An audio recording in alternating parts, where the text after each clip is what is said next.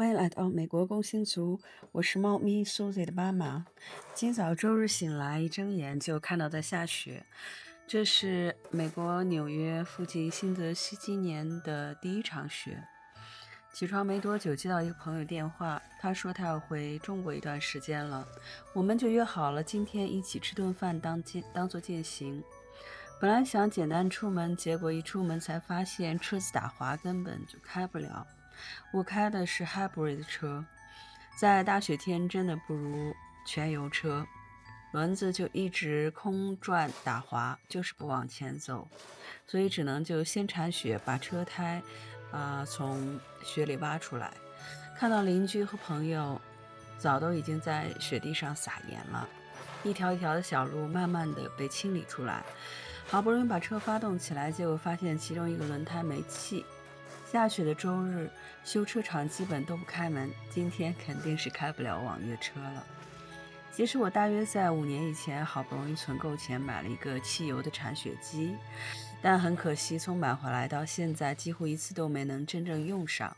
就像今天这样，雪看着下挺大，但很快就融化了。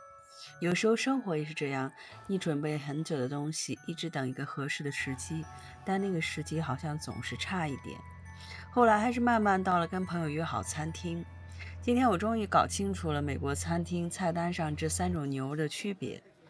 Pod roast 是烤牛肉，比较干，有点肥；Beef stew 是炖牛肉，有汤汁；Brisket beef 是牛的腱子肉，最瘦也最嫩。医生之前跟我说我有点贫血，对，胖的人也会贫血。医生就让我多吃点牛肉补血。其实我并不是很喜欢美国牛肉的味道，总觉得是有点像没熟，但还是尽量让自己多吃一点。不过今天不应该放肉汁，太咸了。最后呢，还是打包回家看猫咪们吃不吃。吃饭的时候，朋友跟我说，他这次回国想买一套投资房。他之前一直在犹豫，到底是在美国买还是回中国买。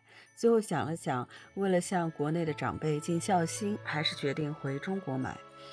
中国的住房自有率目前大概是90%左右，美国的 home ownership rate 现在大概是65%左右，而且还在逐年下降中。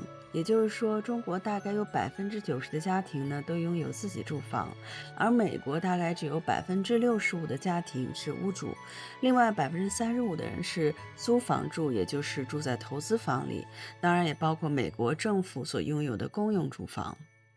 可能是负担不起，也可能是不符合当地申请房贷的条件。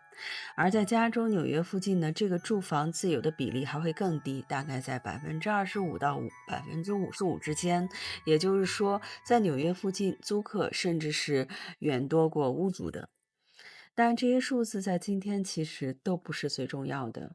对他来说呢，能回国去完成一份孝心，能让长辈感到安心，能买到一套自己和家里人都喜欢的房子，这样就够了。其他的慢慢来。